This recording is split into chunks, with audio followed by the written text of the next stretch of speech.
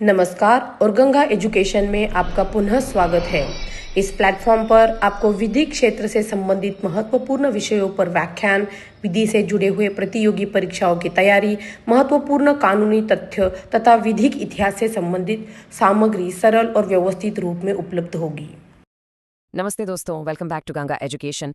आज के इस एक्सप्लेनर में हम एक बहुत ही लैंडमार्क पब्लिक इंटरेस्ट लिटिगेशन को डीकोड करेंगे। केस का नाम है विश्व Jagriti mission versus central government 2001। दोस्तों, चाहे आप LLB कर रहे हों, जुडिशरी की तैयारी कर रहे हों या क्लैट PG देने वाले हों, एग्जाम के लिए ये केस बहुत इंपॉर्टेंट है। लिटरली इस एक केस ने इंडिया के एजुकेशनल इंस्टीट्यूशंस में डिसिप्लिन और स्टूडेंट सेफ्टी का पूरा स्ट्रक्चर ही बदल कर रख दिया था। तो चलिए बिना टाइम वेस्ट किए इस मास्टर क्लास को शुरू करते हैं और इसे ऐसे समझते हैं कि एग्जाम से 5 मिनट पहले आप इसे फटाफट रिवाइज कर सकें। फटाफट आज का सिलेबस देख लेते हैं। हम कवर करेंगे 1. केस इंट्रो और factual timeline, 2. Constitutional framework, 3. The core issue, 4. Supreme court guidelines, 5. Critical analysis और लास्ट में हमारा favourite 6. Bonus exam practice. Let's dive in. Section 1. Case Intro and Factual Timeline. The Rise of a Societal Menace.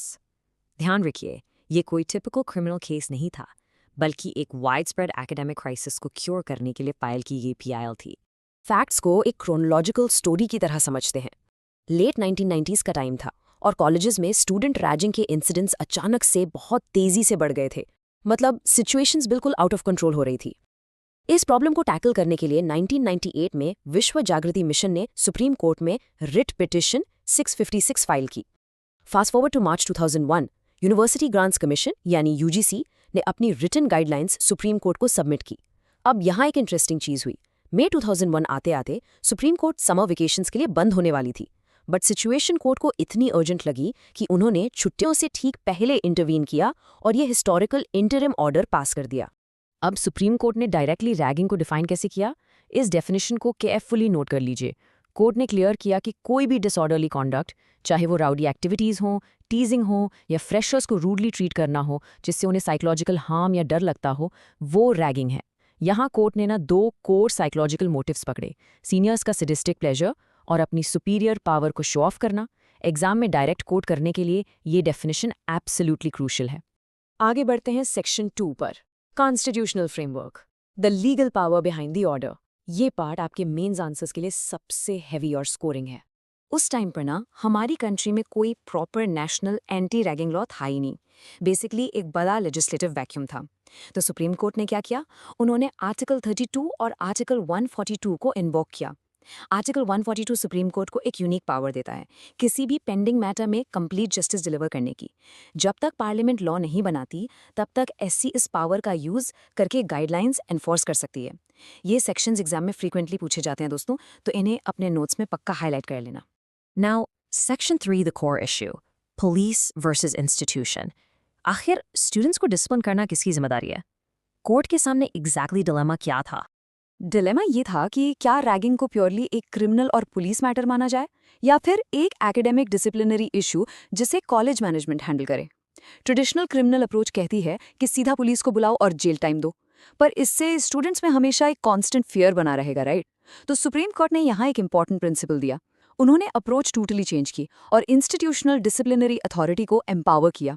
यानी police action तभी होना चाहिए जब वो absolutely unavoidable हो, और तब भी पुलिस का एटीट्यूड वायलेंट नहीं बल्कि एक करेक्शनल एटीट्यूड होना चाहिए। बेसिकली एजुकेटर्स को जिम्मेदारी उठानी पड़ेगी। Moving to Section 4, Supreme Court Guidelines, Institutional Duties and Punishments. ये इस पूरे जजमेंट का सबसे क्रिटिकल पार्ट है। पर आगे बढ़ने से पहले अगर आपको ऐसे ही केस लॉ सिंप्लीफाइड चाहिए तो सब्सक्राइब जरूर करें। चलिए देखते हैं कोर्ट ने क्या गाइडलाइंस दी। कोर्ट्स ने कॉलेजेस के लिए एक स्ट्रिक्ट 4 स्टेप प्रोसेस बना दिया है। स्टेप 1, एडमिशन प्रोस्पेक्टस में प्री एडमिशन वार्निंग बिल्कुल क्लियर होनी चाहिए कि ragging is strictly band. Step 2, institutions को स्टूडेंट्स और उनके पेरेंट्स दोनों से रिटन अंडरटेकिंग्स लेनी होंगी। स्टेप 3, एक प्रोक्टोरियल कमिटी बनानी पड़ेगी फॉर कंटिन्यूअस विजिलेंस जिसमें फैकल्टी और वार्डन्स होंगे। और स्टेप 4, अगर इन सब के बाद भी रैगिंग होती है तो इंस्टीट्यूशन खुद बिना किसी डिले के समरी पनिशमेंट देगा। अब पनिशमेंट्स क्या क्या हो सकती हैं, ये कॉन्सेप्ट याद रखना एग्जाम में बहुत काम आएगा। ऑथराइज्ड पनिशमेंट्स में आता है क्लासेस या हॉस्टल से एक्सपल्शन, स्कॉलरशिप्स रोक देना, रिजल्ट्स होल्ड कर देना या इवेंट्स में पार्टिसिपेट करने से डीबार करना। और एक सबसे इम्पैक्टफुल पॉइंट, अगर कल्प्रिट्स आइडेंटिफाई नहीं हो पा रहे हैं तो इंस्टीट्यूशन कलेक्टिव पनिशमेंट भी दे सकती है ताकि एक मेजर डेटरेंट इफेक्ट क्रिएट हो। प्लस उस स्टूडेंट के माइग्रेशन सर्टिफिकेट पर नेगेटिव एंट्री भी लग सकती है। That's a huge deal. Court का एटीट्यूड यहाँ बिल्कुल स्ट्रिक्ट था। उन्होंने क्लियर वर्ड्स में कहा कि अगर रैगिंग होती है तो उसे सीधा प्रिंसिपल और मैनेजमेंट की नेग्लिजेंस माना जाएगा, मतलब स्ट्रिक्ट लायबिलिटी अब इंस्टीट्यूशन पर है। और अगर वो फेल होते हैं तो कोर्ट ने यूजीसी को डायरेक्शन दिया कि उन कॉलेजेस की फाइनेंशियल फंडिंग इंस्टेंटली रोक दी जाए। It's really that serious. अब आते हैं सेक्शन 5 पर, क्रिटिकल एनालिसिस। चलिए थोड़ा अपना प्रोफेसर मोड ऑन करते हैं, क्योंकि किसी भी लैंडमार्क जजमेंट के दोनों पहलू देखने आने चाहिए। मेंस एग्जाम्स के लिए हमें प्रोज एंड कॉन्स दोनों पता होने चाहिए।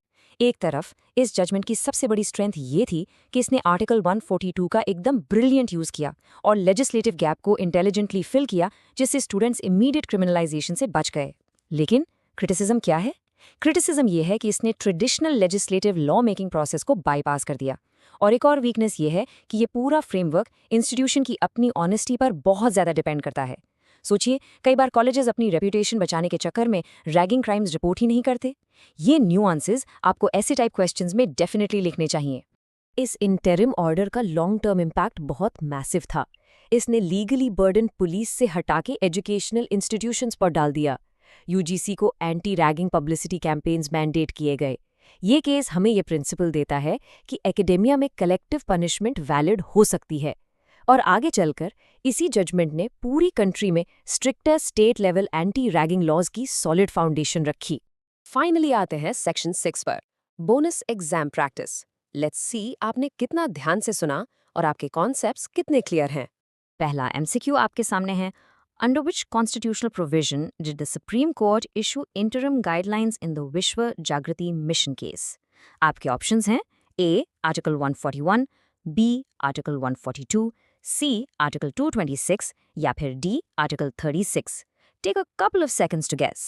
और सही जवाब है ऑप्शन बी, आर्टिकल 142। जैसा कि हमने अभी देखा, कोर्ट ने अपनी जुरिस्डिक्शन आर्टिकल 32 और आर्टिकल 142 के अंडर एक्सरसाइज की थी टू डू कंप्लीट जस्टिस जब तक कोई स्टैट्यूटरी लॉ नहीं था। Simple, right? अब आपकी प्रैक्टिस के लिए एक मेंस क्वेश्चन।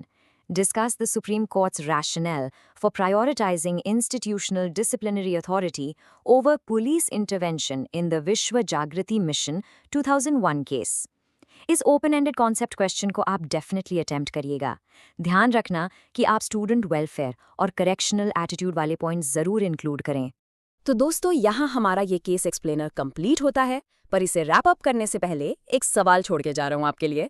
आज के डिजिटल एरा में क्या आपको लगता है कि रैगिंग ने अब साइबर बुलिंग का रूप ले लिया है? और क्या 2001 की ये गाइडलाइंस आज के इंटरनेट एज्ड ऑफेंसेस रोकने के लिए सच में काफी हैं? सोचिए इस बारे में। लाइक, शेयर और गंगा एजुकेशन को सब्सक्राइब करें। यहाँ लॉ समझाया जाता है। मिलते हैं अगले लेक्चर में, तब तक कीप स्टडिंग और एग्जाम्स के लिए ऑल द वेरी बेस्ट। इस सत्र को देखने के लिए धन्यवाद। यदि यह व्याख्यान आपको उपयोगी लगा है तो कृपया लाइक, शेयर और गंगा एजुकेशन को सब्सक्राइब करें और आगे भी ऐसे महत्वपूर्ण विधि व्याख्यानों के लिए जुड़े रहें।